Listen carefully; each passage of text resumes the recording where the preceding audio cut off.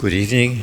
To begin, as always, we should try to clear our minds of distracting thoughts and ideas and try to generate our entire mind in the aspect of refuge in the three jewels and the Bodhicitta, the determination to engage in this action of discussing Dharma tonight in order to be able to train our mind in the path to full enlightenment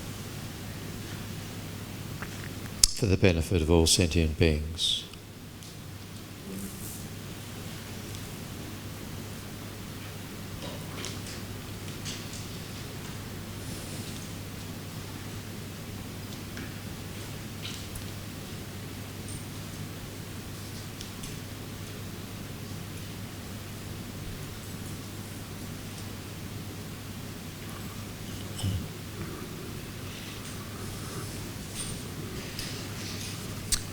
So now this is our third talk in the series of discussing the topic of the cultivation of bodhicitta, what we call the mind of conventional bodhicitta, the attitude, the supreme attitude, wishing to achieve our full potential of Buddhahood for the benefit of all others. We began discussing this topic in forms of the 7 points of mind training. Training the mind in universal responsibility, great compassion.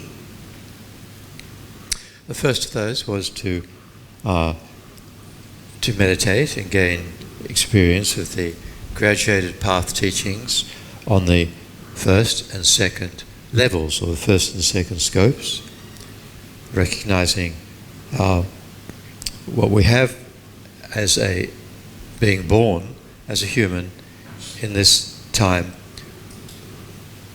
with the great fortune to have met the Dharma from a lineage of teachers who have the unbroken lineage back to Shakyamuni Buddha, and we have all the necessary personal and circumstantial conditions to be able to practice Dharma.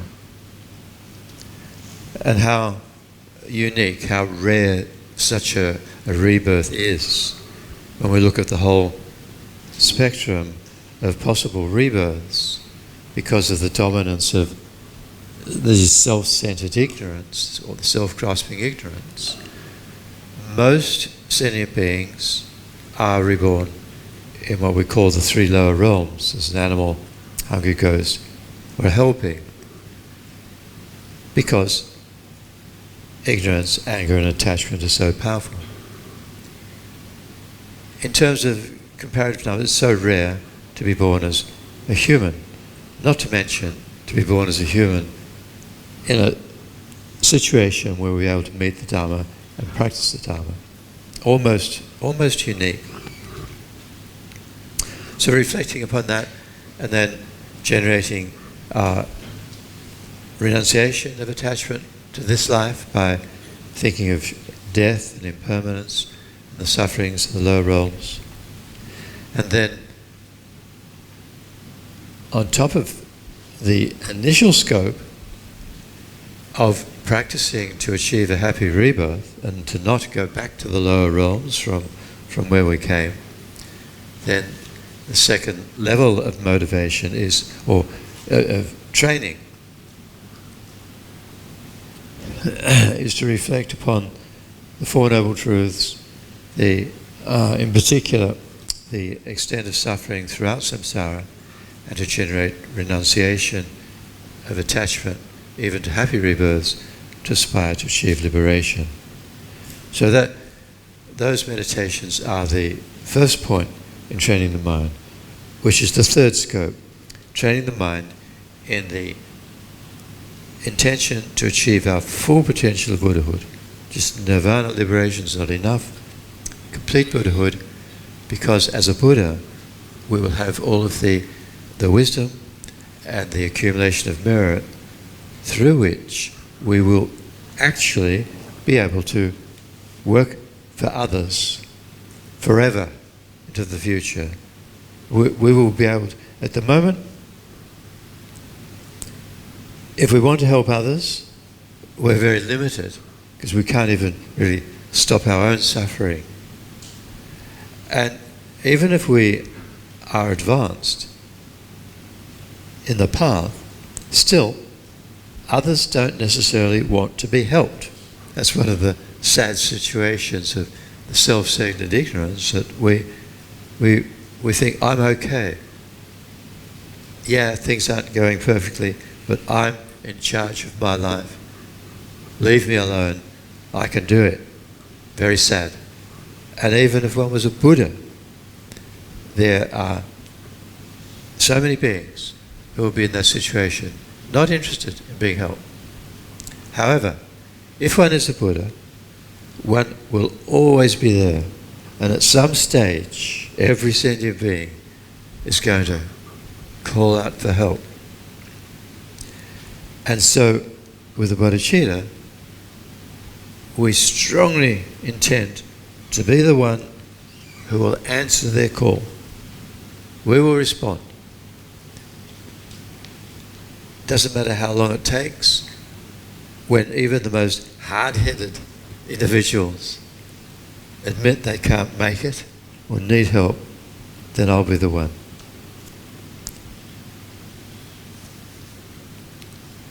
So, to train our mind in such an attitude was the second point of the thought training. The 2 steps of generating bodhicitta. The first is through the 7 steps of Mahayana cause and effect.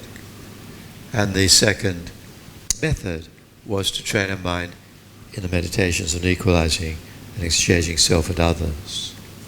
So we discussed those. The third of the 7-point, third steps of the 7-point mind training is called the method of transforming suffering and happiness into our path to enlightenment. So the individual is trying to practice the Mahayana path, train the mind in bodhicitta. It's initially, of course, it's an aspiration. It is a wish which we develop, born out of love and compassion. But still, there are so many obstacles which will continually arise in our lives due to karma, internal obstacles, external obstacles.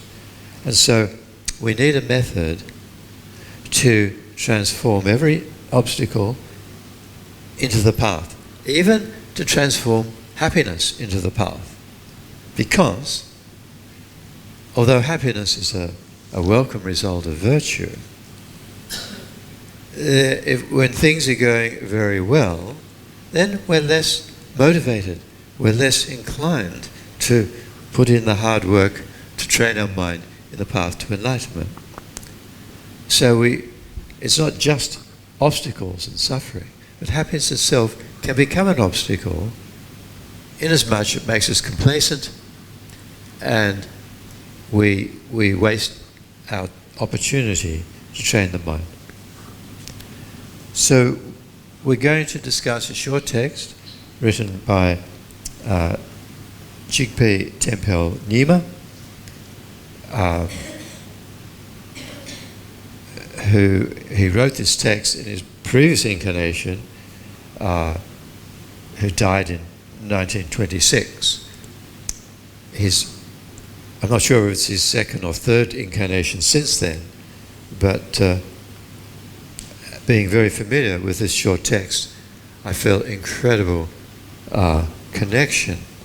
And the Thubten Rinpoche, as his general name is called, he actually has a centre in Boston. And I was in Boston several times, but unfortunately, when I was there, he wasn't there. So I missed the opportunity to meet him in person.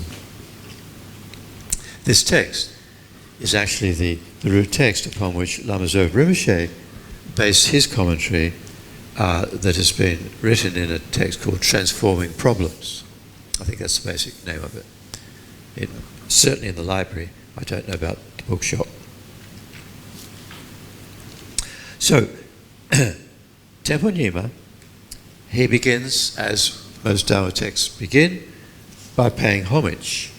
And as this is a text on Bodhicitta, great compassion, he pays homage to Avalokiteshvara, to Chenrezig.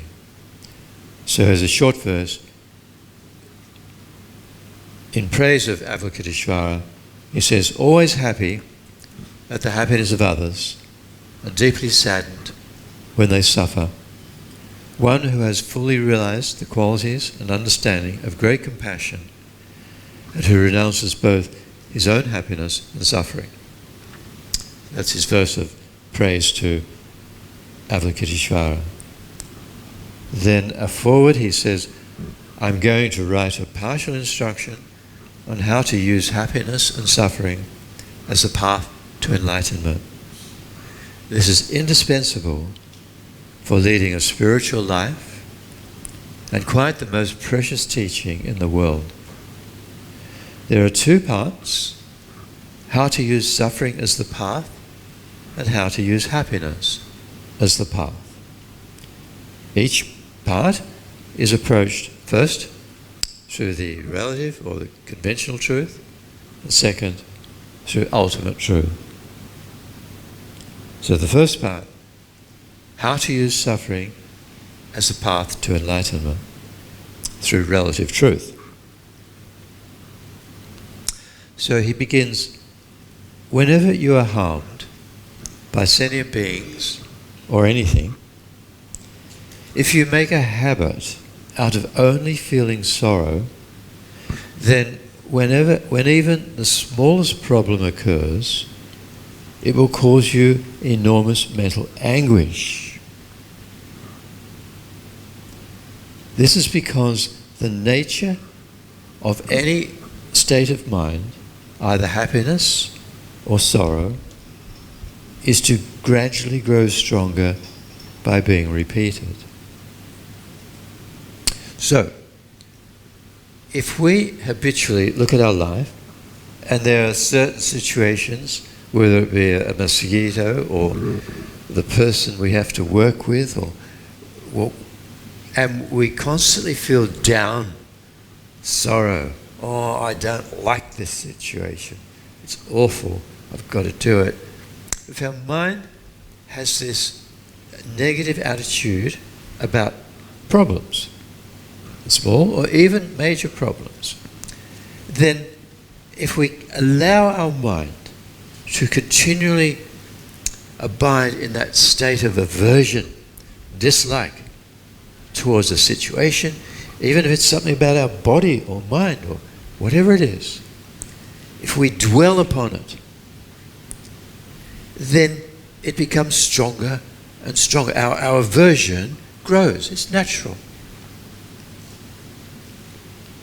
And so whether we meet the problem or not, we're miserable.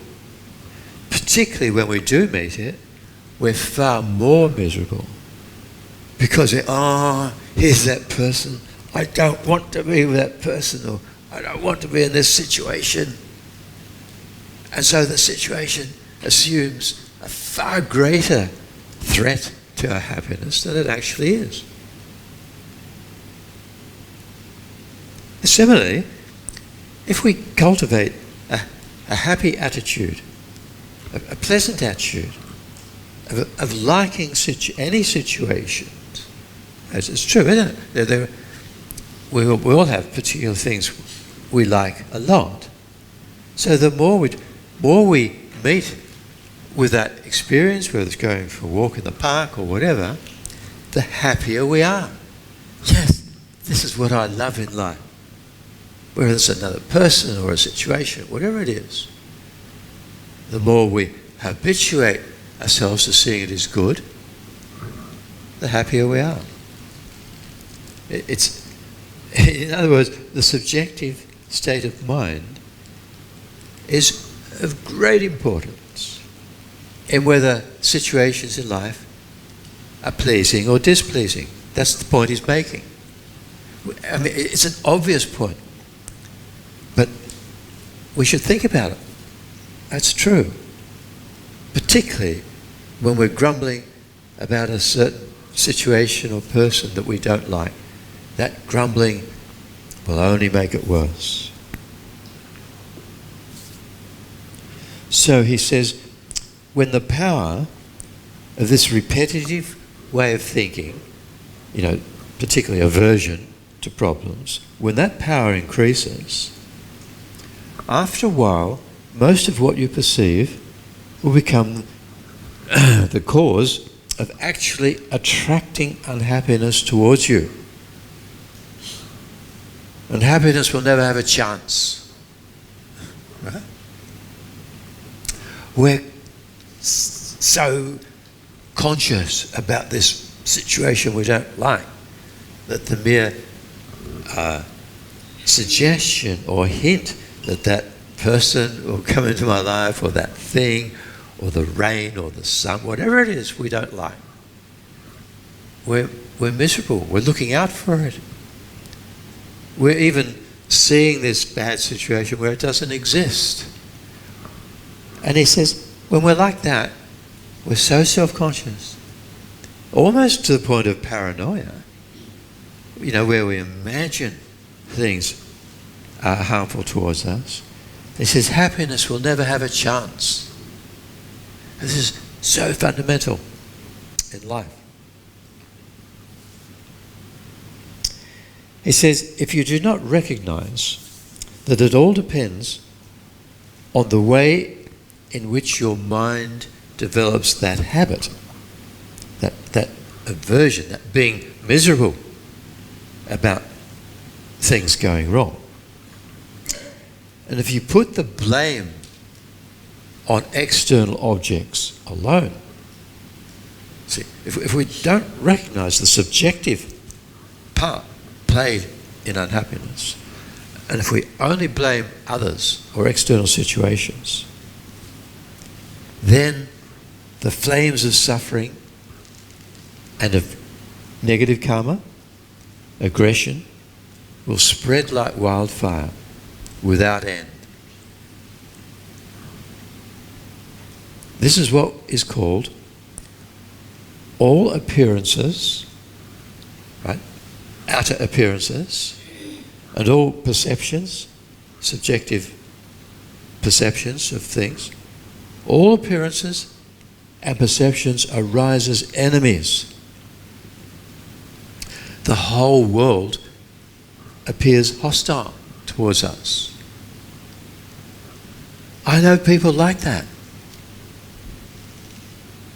who get so caught up in anxiety and grumbling, complaining, that they can see no good in anybody or anything, and their mind is so sensitive, so unhappy.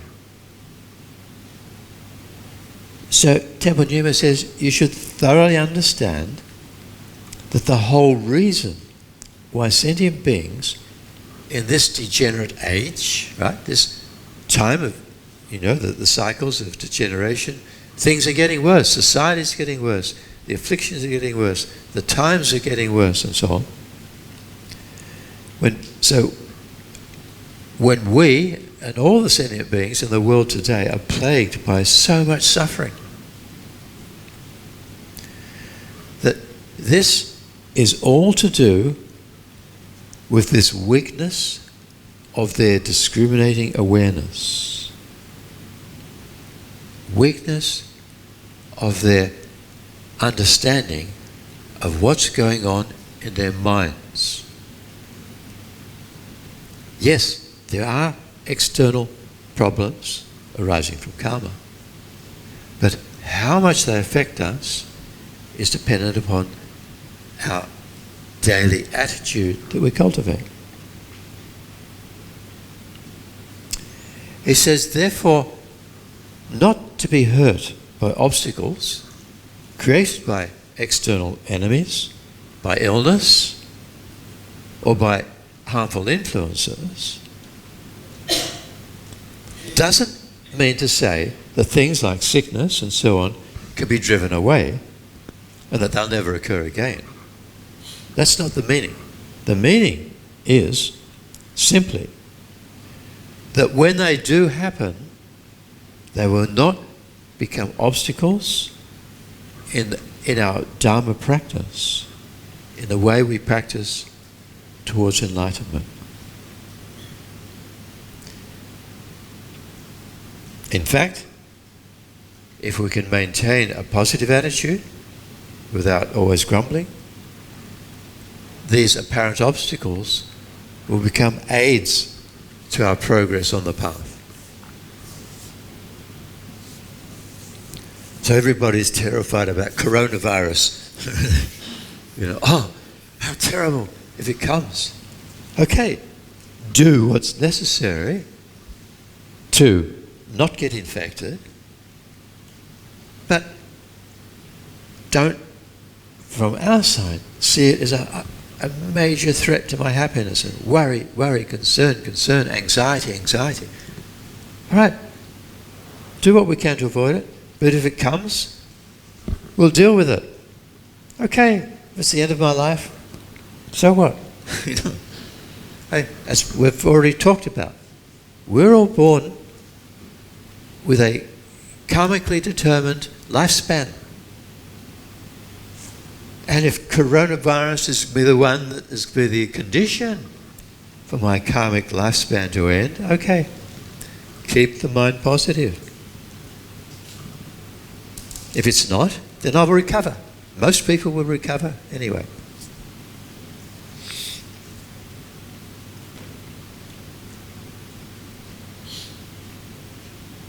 So, in order for obstacles to not shake us from our Dharma practice,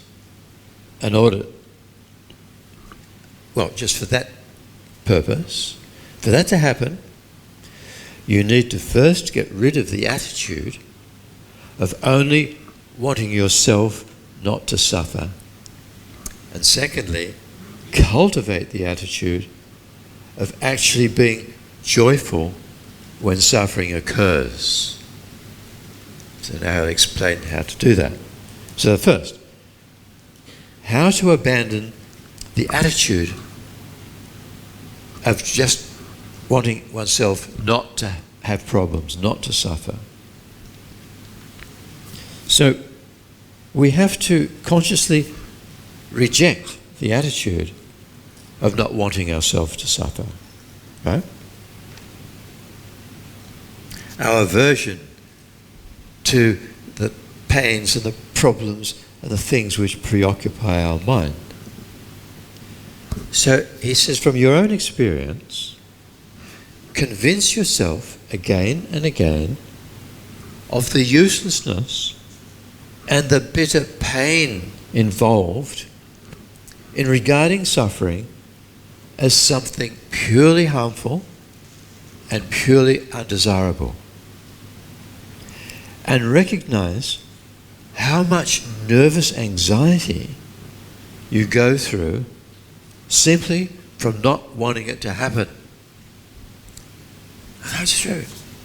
Now, it hasn't happened yet, but we're anxious and we're nervous and we're worried. We don't want it to happen.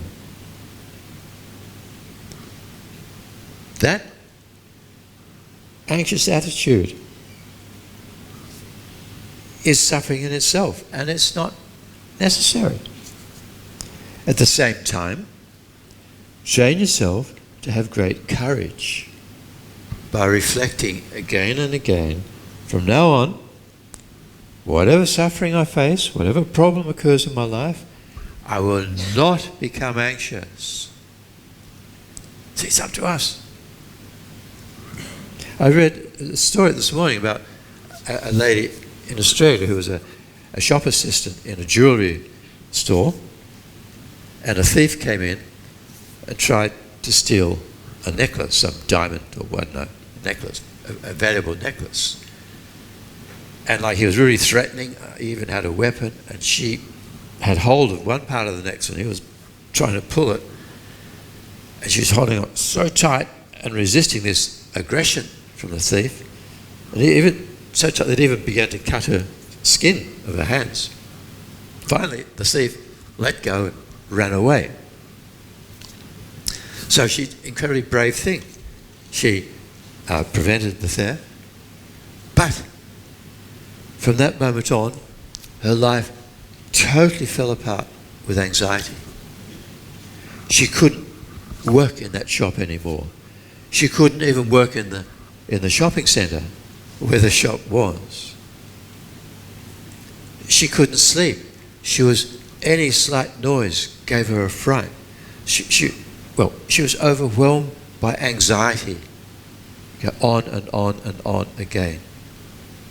So, a terribly sad situation, and a common situation.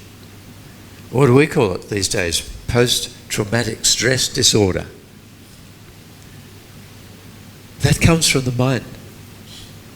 We're not saying, you idiot, it's just in your mind. We're not saying that. We're not putting people down. It's a reality, but it does just come from the mind. Yes, there was the traumatic situation that precipitated that. But so many people experience similar traumas, but they don't generate the post-traumatic stress syndrome. What's the difference? Same external trauma. Difference is their subjective mind, the way they deal with it. So, we have little post-traumatic stress syndromes all the time. That night, we had a horrible night because the mosquito was buzzing around my head all night, That echoes, that remains in our mind, and suddenly mosquitoes become our biggest enemy. And we see even they're not buzzing around our head, we can't sleep because we've got to get rid of it. We've got to either kill it or catch it. If we're a Buddhist, we don't kill them, we catch them in a glass or we put them outside. Or if we're a real Buddhist, we let them have a little drink of blood, like Lama Zopa Rinpoche. Okay. So how do we not become anxious? The first point, Temple Nyuma says, think about the uselessness of regarding suffering as purely harmful and purely undesirable. Bad, I don't want that. And he quotes Shantideva. I'm sure you know the verse of Shantideva, where if you think about the problem and you think, well, look, if there's something that you can do to resolve the problem, there's no need to be unhappy about it. Unhappy is just pouring salt into the wound. But if there's nothing you can do to resolve the problem, then it doesn't help to be unhappy either. Right? Happen can't be reversed. If I could allow my mind to dwell on this thief threatening me, I don't know, with a gun or whatever, but I hang on to the necklace. So if we let our mind replay that traumatic event over and over again, we're pouring salt onto the wound. We are allowing our mind to perpetuate the situation. It's useless. Worry and anxiety are useless. So how to deal with anxiety, recognize it, and stand up to our own mind. Talk to your mind. They won't lock you up, think you're crazy. Well, they might if we talk to ourselves. But we should treat our mind like a little child. Gently, but firmly. Mind, stop replaying that broken record of anxiety. Let it go. The problem has passed. That's history. Let it go. Be at peace. You're only hurting yourself. That's what we're saying to our mind. So, Temple Nyuma's first point is the uselessness of dwelling in anxiety. And the second point is, just think about the tremendous pain and stress involved in being anxious and worrying about problems. He says, if you don't become anxious, then the strength of mind you have will make it simple for you to bear even the hardest suffering. That even the hardest pain or problem will feel flimsy, insubstantial, like the touch of cotton wool. But if you are dominated by anxiety, even the smallest problem becomes absolutely unbearable, as your mind is oppressed by a continuous feeling of unhappiness. I mean, there are certain children who have to go to the doctor or the nurse and receive an injection. So, some children, you can't get them out of the house to go to the surgery. They're so terrified and anxious, and the closer they get to the doctor's surgery, the more anxious they feel. And when the doctor gets out the syringe, puts the liquid in it, squirts a little bit out, it looks like a harpoon. And the child is screaming. Mother is upset, the nurses are upset, the doctor's upset, and the child is so upset. And yet, there are other children for whom the injection is nothing. Same injection, absolutely no hassle whatsoever. The difference is in the mind. So, childlike mind. Temple Nyingma gives an example, clear example. Like, if we're Buddhists and we're trying to overcome desire for a particular person, physical desire, through attachment, then if we allow our mind to think about that beautiful person, how can we get rid of desire for them? We just allow our mind to dwell on them, go into a fantasy of experiencing pleasure. No way can we overcome desire. You'll just wear yourself out. So we've got to understand that our mind is something that needs to be controlled. A lot of bad habits. And the only thing which will cure the bad habits of mind is mind itself. It will cure itself. So he says, similarly, by concentrating intensely on the painful qualities of suffering, like concentrating on a beautiful person, can't get rid of desire. So if we let our mind concentrate on the undesirable qualities of suffering, you will not be able to develop any patience or endurance. So, he says, as in the instructions in the text upon how to deal with desire or anger by sealing the door of your senses, if you feel you're in a situation where anger or desire or pride or jealousy are manifesting, seal the door. Like, go out of the room, separate yourself from the object of attachment or anger or pride or jealousy, whatever it is, and give yourself some space to not just dwell upon the situation. Go out, think about something else. So as in that way, those teachings on overcoming attachment in particular, and anger, you must not focus on the suffering and get caught up in its characteristics. Don't dwell upon all the aspects of suffering. Instead, get used to bringing your mind home to where it belongs. Where does our mind belong? What is the natural state of mind? The natural state of consciousness, the stream of awareness. when there are no disturbing emotions manifesting, like when we're meditating, the mind initially is, it's going here, there, and everywhere. And particularly if we allow an anxiety or an attachment to come in, the mind is not at peace. It's troubled. So the whole purpose of meditation is to eliminate those disturbing emotions, and with their elimination, the natural peace and stillness shines forth. Just meditating on the breath, coming and going with the breath, is so beneficial.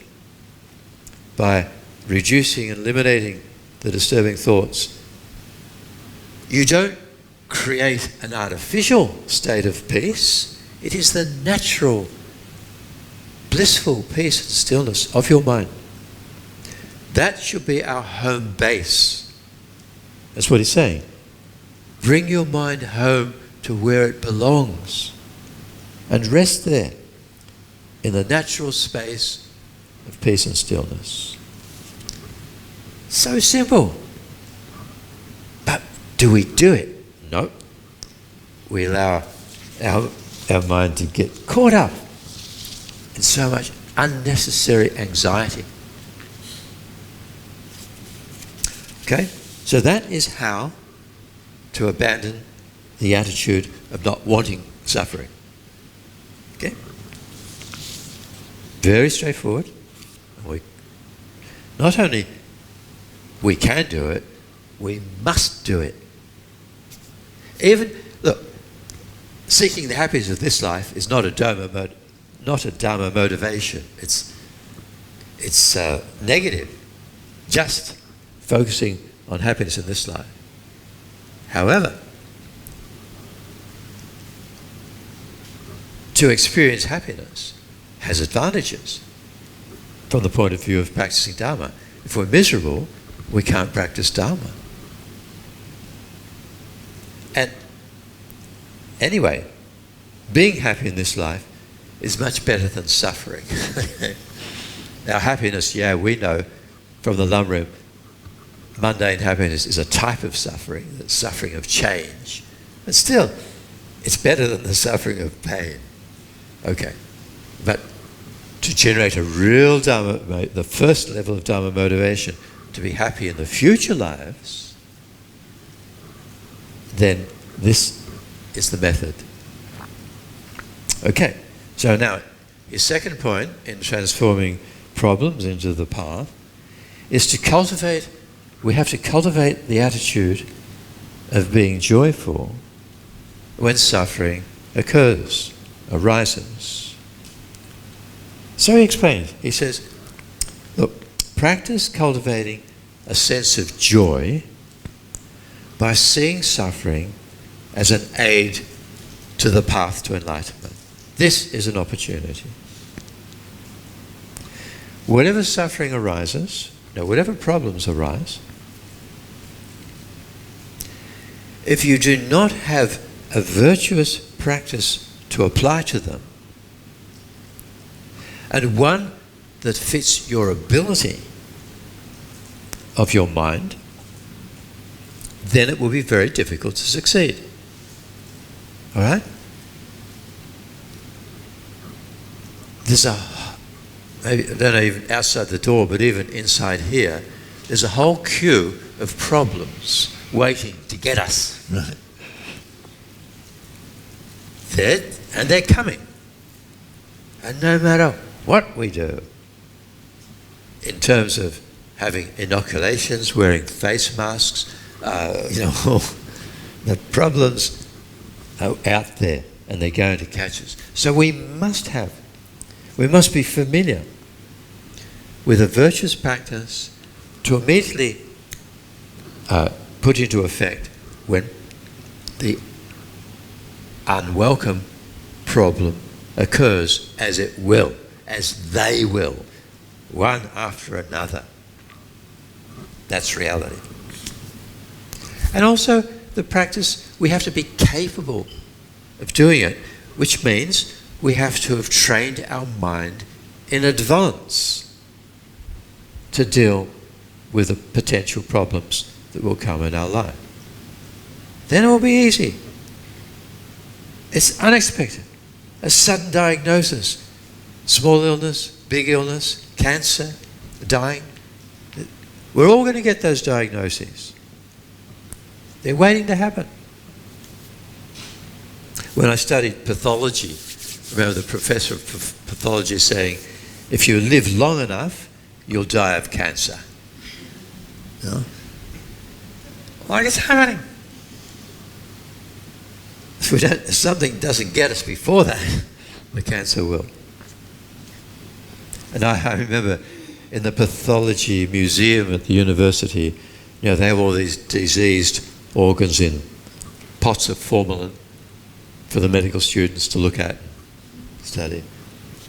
And I remember sitting in the middle of that pathology museum thinking, how did I ever get to be an adult without getting one of these diseases?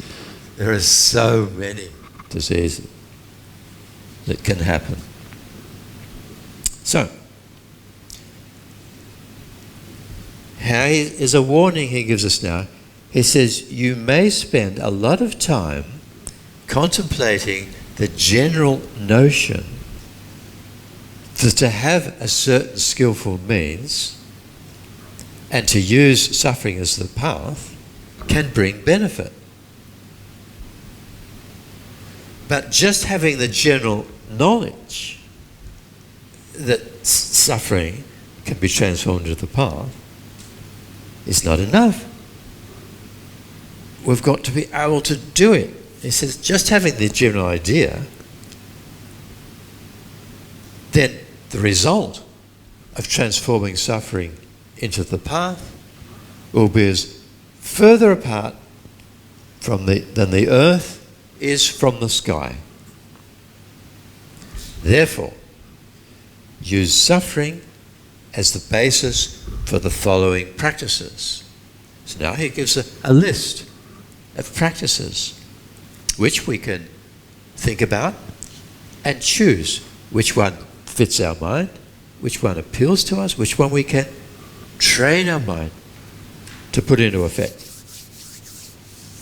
The first is the practice of using suffering to train our mind in renunciation. Right? Renunciation of attachment to the happiness of mundane existence. So he says, acknowledge that for as long as you wander in samsara, powerless and without any independence, the suffering that arises is not something unjust or unfair, but it's the very nature of samsara. So I've actually used this sentence to concoct a title for the book that I wrote about my travels and discovering Buddhism and becoming a monk and so on. So the title I used was A Leaf in the Wind. So you imagine a dried leaf, it has no choice. Wherever the wind blows, that leaf has no choice but to be pushed by the wind in this direction or that direction. It has no independent power to stop being pushed by the wind. That is ourselves in samsara. We are pushed by the winds of karma and disturbing emotions. So, karma, in essence, refers to desire, craving sensory pleasure, craving mental pleasure. And then the actions following upon craving for pleasure and craving to be apart from pain, then that creates karma. So that is the wind. That is samsara. That is samsara. The individual, like a leaf in the wind, totally out of control, no independence, being pushed into this situation and that. So, when the problem arises, of course it arises. This is the nature of samsara. Also, so, knowing that, we don't collapse in a heap of self-pity. Oh, poor me. No, it's not fair. I had so many things I wanted to do and achieve. And it's just, cries, tears, and wallowing in pity. Hey, it happens. So mind, stop. You're belly aching. He says, then his next bit of advice in training our mind in renunciation. Also, if it is so very difficult to bear even the little suffering and pain of the happy role of a human being, then no point in mentioning being able to bear the suffering of the lower realms, animals, hungry ghosts, hell beings. So when we experience the relatively minor problems of humans, he says, let a deep sense of sadness and disillusionment arise by thinking, alas, samsara is an endless and bottomless ocean of suffering, and turn your mind towards liberation, to nirvana and enlightenment. The Tibetan word that we translate into English, alas, is kiemo. I guess there must be a Chinese word for calling out in despair or alas. I don't know what it is. But every culture has their term. Do you have a term? What is it? All right. So, instead of falling apart, yes, this is the nature of samsara, and generate renunciation. Renunciation is the lotus upon which a Buddha sits. And upon the lotus, there's the moon disk of bodhicitta, which means you cannot have bodhicitta if you don't have renunciation. And on the moon disk of bodhicitta, there's the sun disk, the golden disk of wisdom, realizing ultimate reality. You cannot have the wisdom realizing ultimate reality without the lotus of renunciation. Renunciation is an incredibly great realization. Also, you cannot have renunciation if you don't have single pointed concentration, calm abiding, shamatha.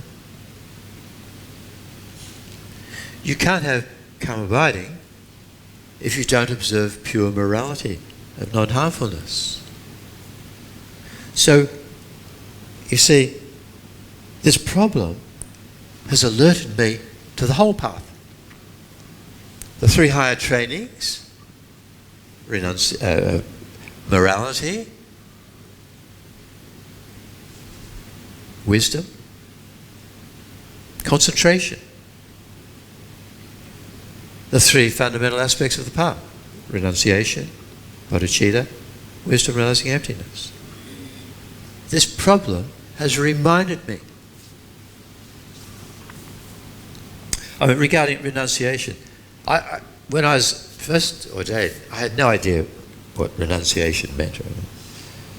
And there was one time, I think I'd been a monk just a few months, and I was at Bodhicitta, our retreat center in Dharamsala in India, and Lama Yeshe, my teacher, was there, and he was talking to some American guy who I'd never met before, who was a student of Lama's from before. And as I walked past, Lama Yeshe told me to come over, and he introduced me to this guy. And I had just finished a retreat. What was it? Yeah, it was a retreat on Mahakala. a 4-week retreat. No, it was a Bodhisattva retreat, 3-month retreat. And during those 3 months of the monsoon time at Bodhicitta, I used to, when it wasn't raining, I would eat my lunch on a wall looking down upon the lower garden. So that wall was my perimeter. I couldn't go beyond. And so, before meeting Buddhism, I was what they called a hippie, investigating various substances and things in life, purely educational reasons. A degree of truth in that. Anyway, in that garden, India, the Indian hemp, the marijuana plants just grow naturally. And for the 3 months, I watched these plants grow from that big to over 2 meters high. And I just observed them. And that morning, before I met Lama Yeshe, I'd finished the retreat, and so I went down to MacLeod Gunge, the small village on the ridge, for the first time after 3 months. And as I walked past those plants, I just put my hand out to pat them for old time's sake. And my hand turned to fire, because I didn't see it. But amongst those marijuana plants was one big stinging nettle, and I touched the stinging nettle. So, wow, there's a lesson. Anyway, I met a German monk, and we had lemonade together and had a good time. So when I came back to Bodhicitta, that's when I came across Lama Yeshe, and he called me over to this American guy and introduced me. He said, "This is Dr. Adrian." He used to call me Dr. Adrian. He's just become a monk. He's achieved the renounced mind of samsara. And I thought about it. Renunciation. And I didn't even really know what renunciation of samsara was. But I said to Lama, "No, Lama, not yet." And he got all serious. He grabbed me over the shoulder. "Not yet. Good answer. You won't get renunciation for a long time.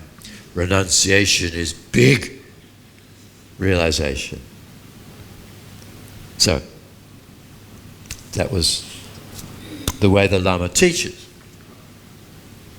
So every problem is an opportunity to train our mind in renunciation and to stop being a leaf in the wind, being blown helplessly by karma and disturbing emotions.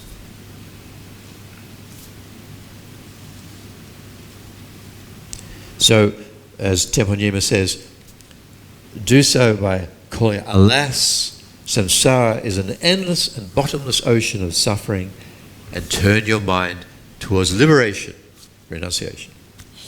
So that's the first method. Second is to use problems and suffering to train our mind in refuge.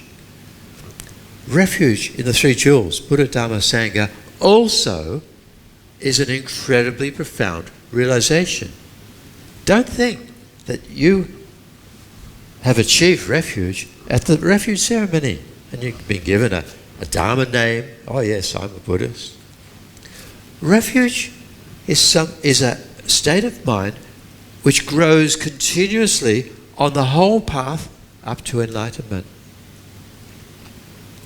You know that initial refuge is related to the external Buddha, Dhamma, Sangha. But as you advance on the path, your refuge becomes the internal Buddha, Dhamma, Sangha. Your mind becomes Buddha, Dhamma, Sangha. And so that is the inner refuge. And that is something which grows stronger right up to the 10th Bodhisattva ground. So problems are very useful for training our mind in refuge. So Temple Nyuma's advice is when problems happen, think. Throughout all my lives, one after the other, the only unfailing source of refuge from this continuous pain and fear is the 3 jewels. So I must rely upon them to totally, and whatever happens, I will never renounce them. He says, make this into a firm conviction and then do the practice of taking refuge, right? So when problems happen, you visualize Buddha and you recite Namo Buddhaya, Namo Dhammaya, Namo Sanghaya, or whichever language you like, Sanskrit or Tibetan or Chinese or English, you recite the refuge formula from your heart.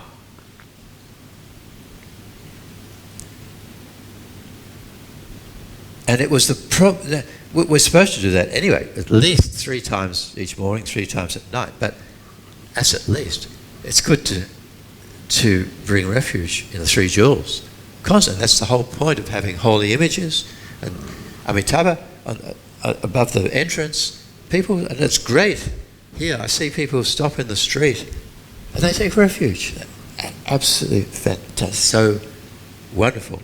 The inspiration of the Guru to make this offering to the people who live in this area. Thirdly, we can use problems to train our mind in patience. Patience is the antidote to anger. Anger is our worst enemy. We dwell upon physical problems or health problems or external problems as being really bad. But our anger is far worse, far, far worse than any external problem that could happen in life. Patience is that virtuous ability to remain calm and peaceful in the face of adversity. You know that in the Lam room, there's advice in this point that when somebody is annoying you, doing things which upset you, deliberately or even not deliberately, and there are a lot of things which people do completely not intending to upset us, but because of our way of how I want things to be done, we get upset. We get annoyed at their habits, which is just natural for them, but we get angry. So, if we realize, as Shantideva says, patience, which is the antidote to anger, can only be developed in the face of adversity, only when we're getting upset. Unhappiness, right? That is the precursor of anger. Unhappiness is not anger. Anger is an aggressive attitude wanting to hurt, push away the object of discomfort. And that comes from an unhappy mind. If the mind is happy, anger can't manifest. The mind first has to become unhappy. So, if we see the person upsetting us, if we think, look, mind, you need this person to upset you, because then you can practice patience. This person is in fact your guru, your teacher, giving you the opportunity to patiently stay calm and not get angry.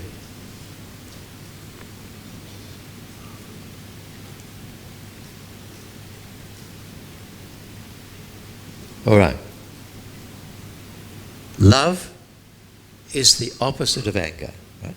Patience is the antidote. Love is the opposite. We know the benefits of having genuine love and affection for others. If we can't have patience, how can we have love? Impossible. Okay, next. Using suffering to remove arrogance and pride. Another root affliction, a root problem, this haughtiness, this putting others down, seeing self as superior in one way or another.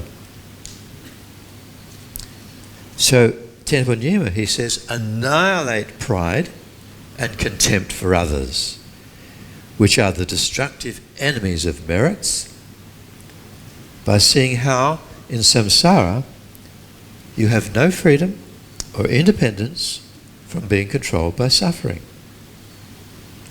You see, pride is, I'm good, I'm special, I can deal with that situation. I'm better than others. But when problems happen, we're not.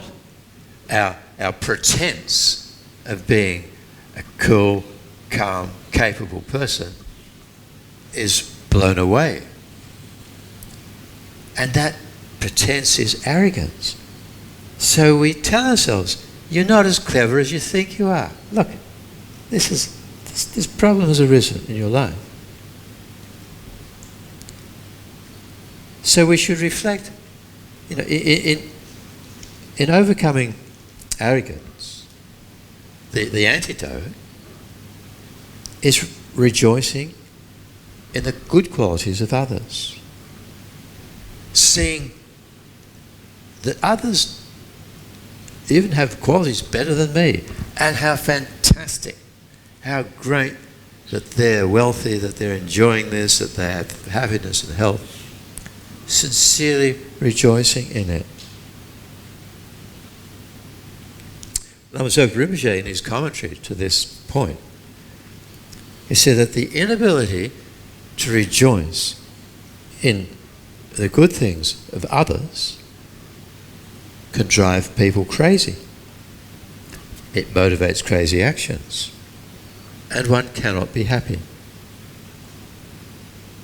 So, problems give us a chance to get rid of our pride, our arrogance, our dislike of good things happening to others. These are definitely childish characteristics, sibling rivalry and children fighting in the schoolyard. But we carry, or we take those childlike attitudes into our adult life, and we might cover them up a bit or pretend. But if we're really honest, we adults look at our disturbed mind. Our mind is acting like a child in the playground at school. Okay, another one. Use suffering to purify harmful and negative actions. So, we know from the teachings on karma, if you're here on the weekend, that every suffering we experience, every problem, is a result of negative karma. And even not only minor sufferings, but the greatest sufferings have an underlying karmic cause. They come from our own harmful, negative actions towards others. So, reflect when problems occur, think deeply about karmic cause and effect, and think, really, if I don't want problems, I have to purify my karma. So use sickness, or whatever the problem is, to strongly put into practice the 4 opponent powers to purify your negative karma. Do those prostrations to the 35 Buddhas. Even we're not aware of the specific cause that we created for this problem. Still, when we do prostration to the 35 Buddhas or Vajrasattva mantra, whatever action we're doing within the 4 opponent powers, then we will purify that cause as well as all other causes. When we think, whatever we've done, if we visualize the purifying nectar and so on, this works. And the stronger it works is dependent, or the strength of its working is dependent upon the degree of regret and sincere remorse we have in doing that action. So remorse is the first opponent power. So what gives very strong regret and remorse is suffering. And, well, it also gives the chance to train our mind in compassion. Because not only am I experiencing this problem, but so many others are experiencing the same type of problem and even heavier problems than myself. So we should train our mind in compassion. Temple Nyima says, reflect on how, just like yourself, all other sentient beings are oppressed with the same or even greater suffering, and train yourself in thinking how good it would be if they too were to be free from all this suffering. He says this will bring an understanding of how to practice loving kindness, the aspiration to help those who have no happiness. By my experiencing this problem, I really know what they're experiencing, what they're feeling.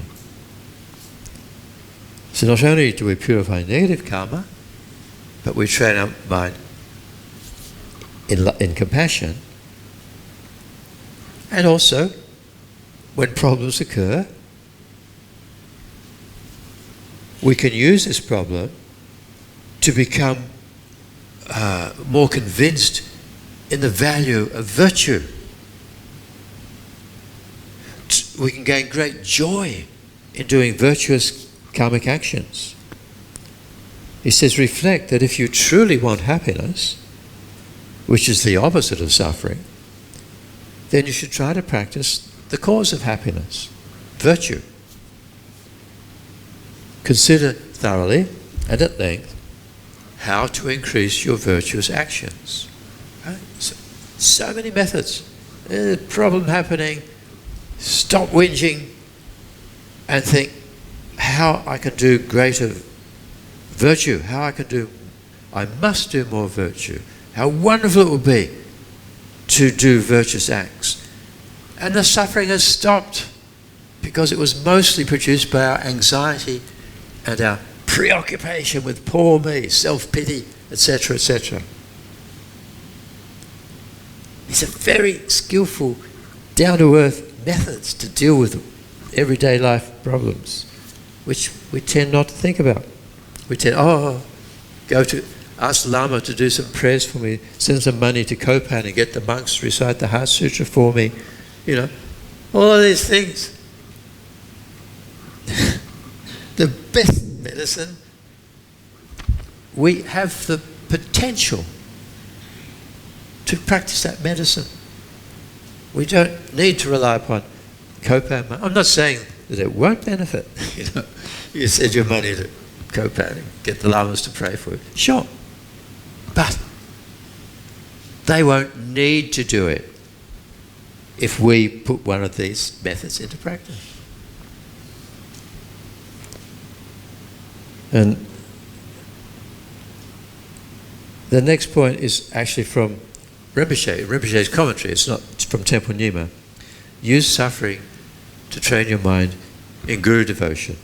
This strong relationship that we must develop between ourselves and our Dharma teacher. Rinpoche said, when a problem happens, think this problem is the blessing of the Guru, my Lama, purifying me by finishing my negative karmas and training my mind in Mahayana thought transformation in order to achieve enlightenment for the sake of sentient beings. My Lama is giving me this opportunity to train my mind. And so the final one by Temple Nyima is suffering can be used in our meditation on seeing others as more dear than oneself. Right? We learnt the last talk in this series, self-centeredness, self-cherishing, seeing self is more important than others is our root problem, and the solution to that is seeing others as more important than oneself. So Temple Nyima, he says, since the very reason why you are not free from suffering is that you have cherished yourself as most important since time without beginning, now you should practice thinking, I will only cherish others, for this is the source of all happiness and well-being. So those are the methods that Temple Nyima offers us. So we should become familiar with these methods. And whichever ones really fit our mind, become familiar with them. That they should be in your pocket or somewhere to immediately bring out when the unwanted but inevitable problems arise in our life. Temple Nyima, he says, it's extremely difficult to use suffering as the path when it's staring you right in the face, when it's happening. That is why it's essential to become familiar beforehand with these practices to be applied in problematic situations. And also why it is particularly useful to apply a practice which is most meaningful for you and of which you have a clear personal experience. Simply for suffering to become of help to your practice is not enough. You must be sure to develop the strong, stable, and continuous sense of joy that comes from recognizing what has happened, right? So this is something extra. We apply one of these antidotes to suffering, and then yes, it worked. It was true. And that joy will give the courage and the determination to continue the practice.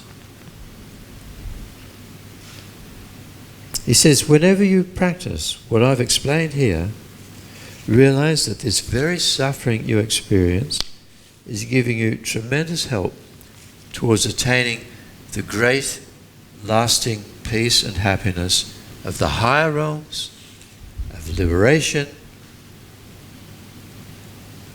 and enlightenment, which is so difficult to reach, and that it will go on and on being like this. So this is my method. Yes, I have the method to deal with life, all the problems of life. How unbelievably fortunate. He says then, even if your suffering is very intense, it will turn out to be an utterly joyful thing. He says, like a sweet made of sugar mixed with cardamom and peppers. So I think from that metaphor, the sugar and the cardamom are sweet, but the peppers are a little bit, there is suffering happening. But the sugar and the cardamom dominate. The sweetness dominates. He says, go over this in your mind very thoroughly, again and again, and make this feeling of inner peace and happiness a habit. Now we have a habit of anxiety, a habit of depression and self-pity. That's just a habit. Replace that habit with this feeling of inner peace and happiness, our home base. Right? When you've done this, the overflowing abundance of happiness within your mind will make the suffering of the senses seem as imperceptible. The ability of the mental consciousness, the mind, not to be upset or harmed at all by physical suffering is in fact the criterion for overcoming illness through patience. You should appreciate that the same principle applies for overcoming things like enemies and harmful spirits.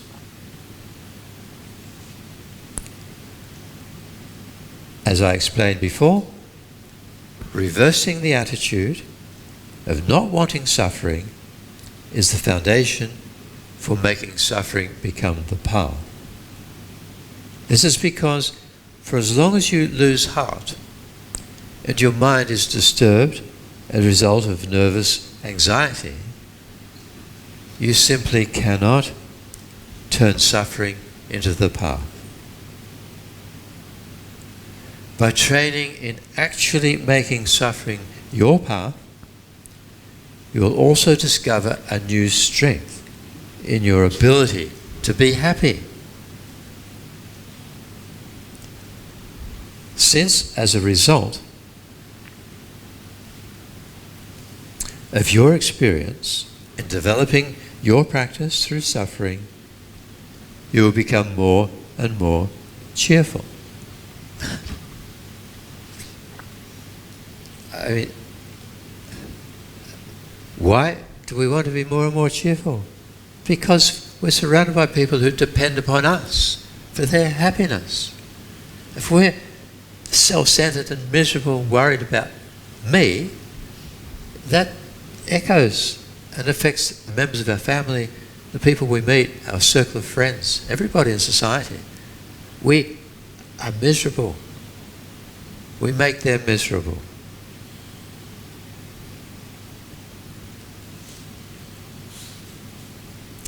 It's said, according to Tempo Nyima, that if you gradually train yourself with small problems and sufferings in easy, gradual stages, then in the end, you'll be able to handle even the big ones too. This should be your approach, because it's extremely difficult to have a valid experience of something which is beyond the scope of your own mind. So if we haven't trained in dealing with small problems, we won't have the capacity to deal with the big problems which are coming. He says, in between meditation sessions, pray to the Lama and the Three Jewels to be able to make suffering become the path. And when your mind is a little bit stronger, make offerings to the Three Jewels and to harmful spirits, and insist that they put you in troublesome situations. Like, you know, we make offerings to the Buddhas, protect me, look after me. But now we make offerings, please send me more problems. You know, we're training our mind in bodhicitta, right? We do Tonglen, we pray for the problems of others to ripen upon us. When a problem occurs, this is what I prayed for. I'm taking the suffering of others upon myself. My prayers have been answered.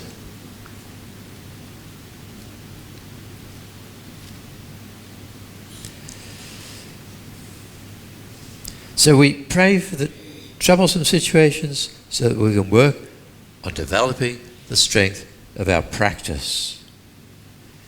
You should hear, through this, should always have a deep, confident joy and cheerfulness. When you first begin this training, it's vital, when you practice, to keep apart from busyness and distractions. In the midst of busyness, you can get influenced by all kinds of misdirected friends who will ask you, how can you possibly put up with such suffering and humiliation? Worrying a lot about enemies, relatives, and possessions will cloud your awareness and disturb your mind beyond your control, so that you'll slip into bad habits. Then on top of that, you'll become lost in all kinds of distracting objects and situations. In the solitude of a retreat environment where none of these things exist, your awareness will be very clear, and as a result, it will be easy to settle the mind and concentrate. Obvious advice. We have to do it.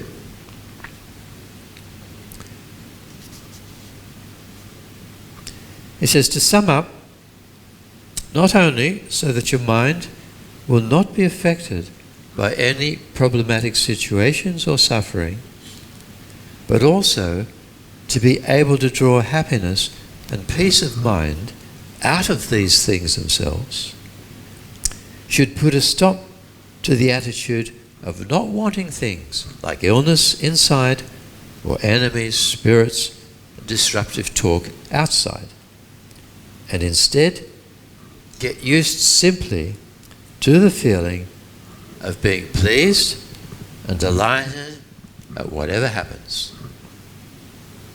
To do this, you need to stop regarding dangerous and threatening situations as something wrong and put all your energy into training yourself to see them as fruitful, valuable, and positive. So, whether something is pleasing or not depends entirely on how the mind grasps onto it.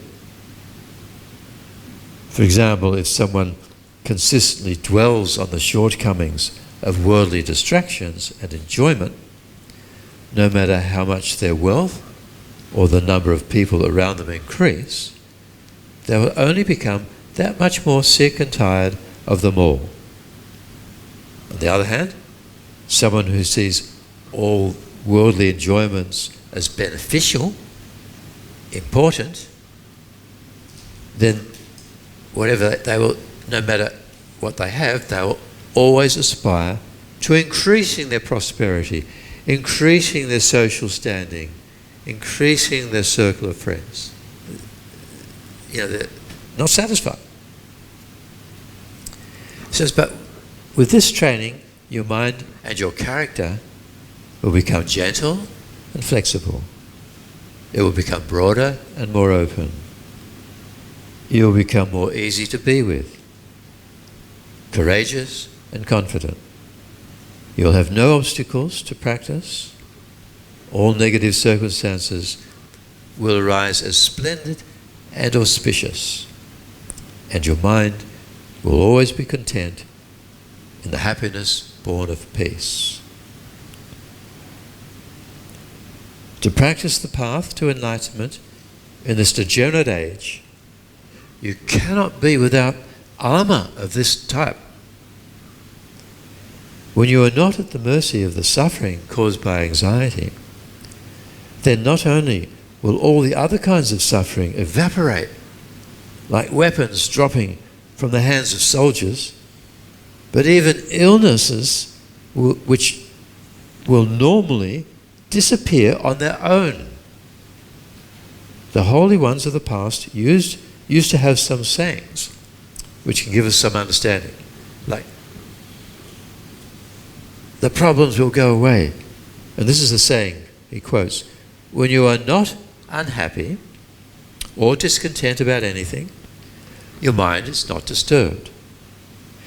When your mind is not disturbed, the wind energies which support mind will not be disturbed. And so the other elements of the body will not be disturbed either. Because of this, your mind will remain undisturbed. And so the wheel of constant happiness will turn.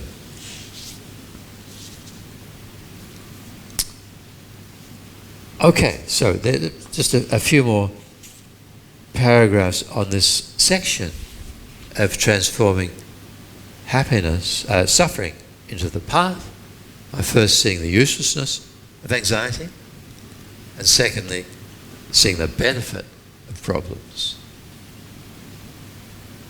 Next time we'll complete this section, and then we'll discuss how to transform happiness into the path as well, so that happiness does not become an obstacle.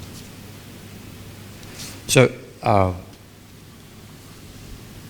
as I mentioned, Lama Zopa Rinpoche has made a commentary on this text. And this root text is in the back of the book called Transforming Problems. It's in our bookshop here, but probably. If not, find it. Find a copy on Google and buy it. Or maybe Sui Kim will print a copy of it. Okay, so personally, I find great joy and delight in this text by Lama Tsempo Nyima. I don't put it into practice as often as I should, but whenever I read it and talk about it in a group like this, I'm always re-inspired to incorporate this down-to-earth, common sense, clear explanation on how to practice Dharma and how to deal with problems. So I hope that you also feel inspired and will be able to use it in every situation which presents an obstacle to your peace of mind and your Dharma practice. So let's collectively then dedicate all the positive energy of discussing bodhicitta, how rare it is to discuss bodhicitta, how unbelievable rare, and to discuss teachings like this. Such benefit for ourselves and others. Through this positive energy, think, may I practice the path of Bodhisattva, achieve my potential of enlightenment, and be always there when mother sentient beings cry out for help. As a Buddha, I will be the one to answer their call.